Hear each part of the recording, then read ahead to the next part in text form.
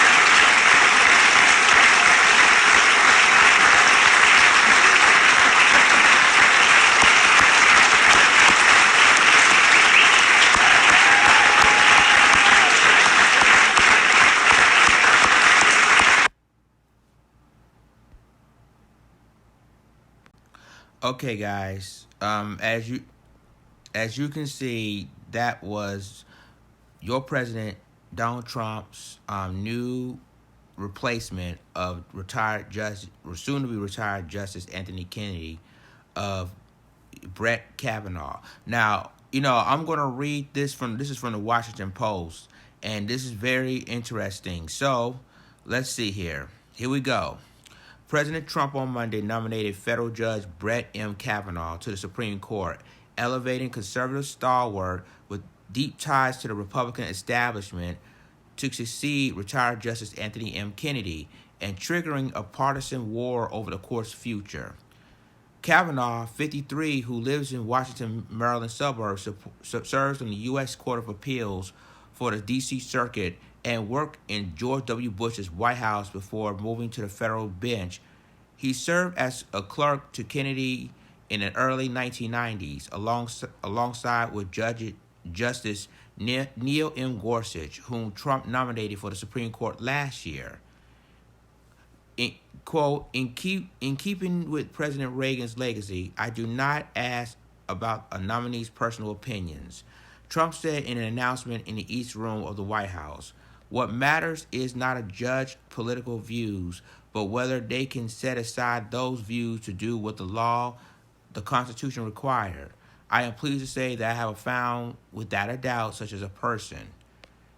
Kavanaugh, who was joined by his wife, 2 daughters, and parents, told Trump that he was witnessed firsthand your appreciation for the vital role of the American judiciary. No president has ever consulted more widely or talked with more people from more backgrounds to see input about the Supreme Court nomination.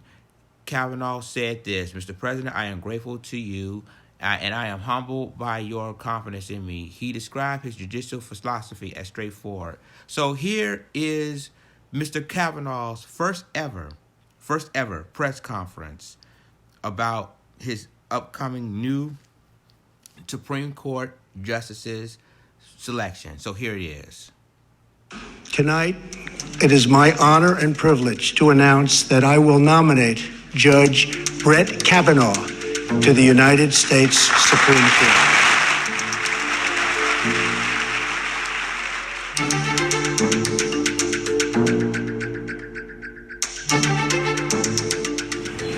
When a president chooses a judge, he owes it to the Constitution and to the country to choose with care.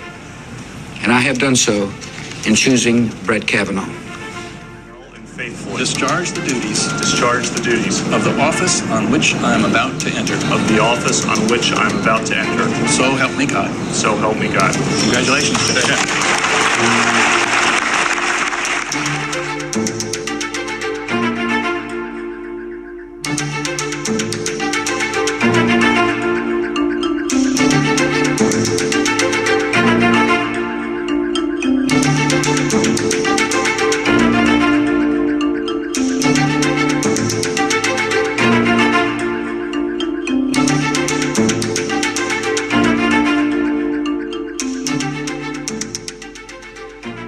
tell each senator that I revere the Constitution. I believe that an independent judiciary is the crown jewel of our constitutional republic. If confirmed by the Senate, I will keep an open mind in every case, and I will always strive to preserve the Constitution of the United States and the American rule of law.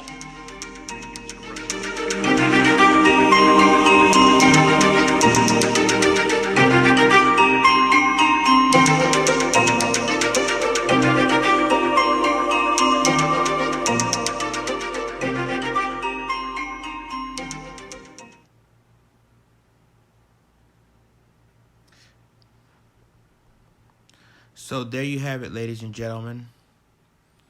Your president, Donald Trump, new Supreme Court pick, Brett Kavanaugh, will be your new possible Supreme Court justices.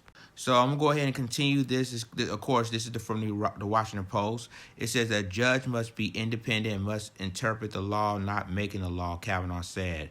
A judge must interpret statutes as written, and a judge must interpret the Constitution as written, informed by his history and tradition and precedent.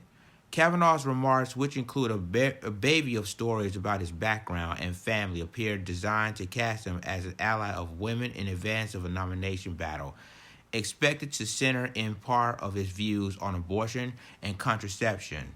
He spoke at length about two spirited daughters whose basketball teams he has coached for the past 7 years. He credited his wife, Ashley, whom he met when they both worked for Bush, for being a source of strength in the White House after September 11th attacks. He noted that a majority of his law clerks were women.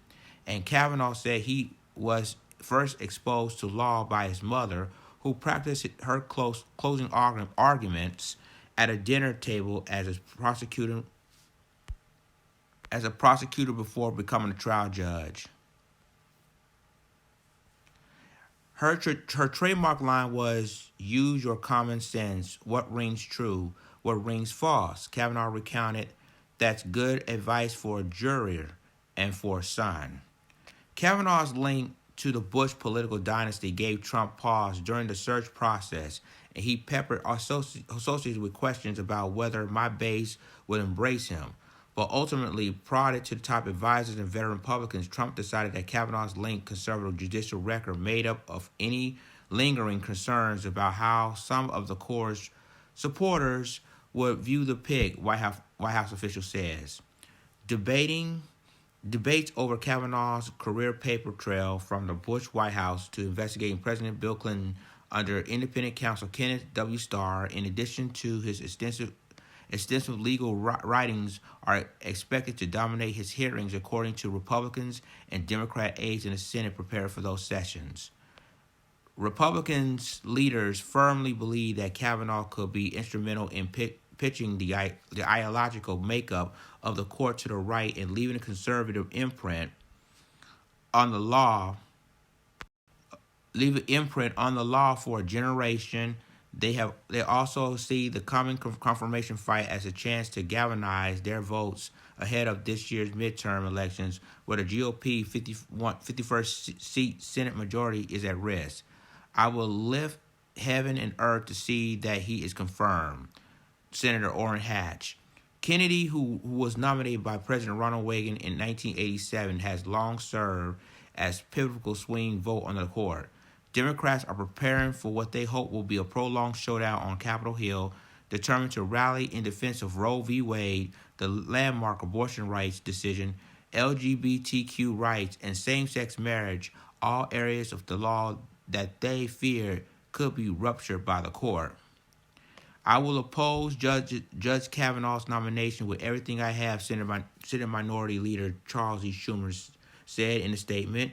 Kavanaugh was once of the 4 federal judges who emerged as Trump finalists after interview early last week. Amy Coney Barrett, Thomas M. Hardiman, and Raymond M. Ketledge were also vetted by the White House and considered by Trump in recent days. Each of them had certain blocks of Trump's circle of the Republican Party serving as their advocates. Kavanaugh was boosted by the Bush network, and legal conservative Barrett was touted by social conservatives. Hardiman was recommended by the president's sister and sometimes confidant, retired federal judge Marianne Trump Barry. The conservative American Family Association, which has been urging Trump to appoint Barrett, was one of the few groups on the right to denounce his pick. Judge Kavanaugh's reasoning on religious liberty, Obamacare, and issues concerning life have proven to be of major concern, said AFA President Tom Wildman in a statement that asked Trump to rethink the decision. Kavanaugh impressed Trump with his polished presentation, Ivy League credentials, and the assurance from the confidants inside and outside of the White House that Kavanaugh's legal writing were proof that he would not drift to the left over the years, and anxiety on the right during court openings shared not only by the president but my many COP leaders. For Trump, Kavanaugh was someone in the gorgeous mold. White House officials said that, and the president was keen to have his second court pick garner a similar wave of praise from Republicans. Trump and Kavanaugh kept in touch over the weekend, according to one person briefed on those exchanges. Trump, who has relished the spectacle of secrets being revealed and shortlists being wild since his days hosting NBC's The Apprentice, entered the camera-linked East Room at the White House on Monday with aplomb like the finale of his former television program, with the moment staged to be as much about his role as a decider-in-chief as about a seat on the higher court. And Trump, who confides daily in a far-flung network of advisors and associates, kept his decision under wraps under hours before announcement, even as he made calls Monday and spent the weekend at his New Jersey golf club hurling with friends such as Fox News host Sean Hannity. When asked about his choice Sunday, Trump was upbeat in response but deliberately vague. It's still, let's say it's 4 people, but they're excellent. Everyone, you can't go wrong, Trump says. Monday's scene set among white columns and flags was rare instance of norm shredding president who repeatedly turned to raucous arenas, rally and fiery tweets as bastions of his presidency, embracing the traditional trappings of the office to elevate a defining decision, much as he did last year when he nominated Gorsuch. The White House announced earlier Monday that former Senator John Cowell, 76, who served on the Senate Judicial Committee, is close to the Senate leader, had agreed to serve as a shepherd for the nomination. The guiding presence and advisor who worked closely with the White House in introducing the nominee to senators, but is not a federal employee, is usually a seasoned party figure. Kyle is a lobbyist in the Washington headquarters of Covington and Burling. Kavanaugh faces many hurdles: an intense media and political spotlight in a divided Senate where Republicans hold just 51 seats. Senate Democrats running for re-election in states won by Trump are also facing thorny political dynamics, supporting the nominee and appeal to Trump voters or oppose and rally their own party. Moderate Republicans, meanwhile, are on edge about how the nominee will respond to questions about social issues such as abortion. The White House on Monday invited several key lawmakers, Republicans and Democrats, to the announcement. One of them was Senator Susan Collins out of Maine, who declined to attend the event. I get a better sense watching, she said reporters. Senate Democrats such as Joe Manchin, Heidi Heitkamp, Doug Jones, and Joe Donnelly were also invited but declined to attend. While I appreciate the invitation from the White House to attend this evening's announcement, I declined so I can meet first with the nominee in a setting where we can discuss his or her experience and perspectives, Donnelly said in a statement. Those red state Democrats will be under pressure from conservative groups to go behind Trump's nominee. The Judicial Crisis Network, which launched an ad blitz of the wake of Kennedy's retirement last month, announced Monday that it will embarking on a week-long $1.4 million in campaign touting the nomination personal story. The new rounds of ads will run nationally, and it also targets 4 states: Alabama, Indiana, North Dakota, and West Virginia. Kennedy's role at the center of the court equally balanced between more predictable conservatives and more constant liberals made him the most essential member of the modern Supreme Court. His replacement by a former clerk has been something he has mused about. His prestige are strewed throughout the federal judiciary, even if they are more conservative than he is. Wow. I'm going to stop right there, ladies and gentlemen. I'm not going to read about this. As you can see, Kavanaugh is just as conservative as Gorsuch, which means, ladies and gentlemen, this is going to be a long dog fight. I want to read the rest of this article from the Washington Post, but it's too long. I'm just leave it right there that you already know what this means, ladies and gentlemen. It's going to be a long, long fight, in the Senate, trying to confirm this guy. And at the end of the day, you got Democrats who's in the red states are being pressured by conservatives to support Trump on this nominee. This is going to be a big fight, ladies and gentlemen. Like I said, it's going to be a huge fight on both sides of the aisle.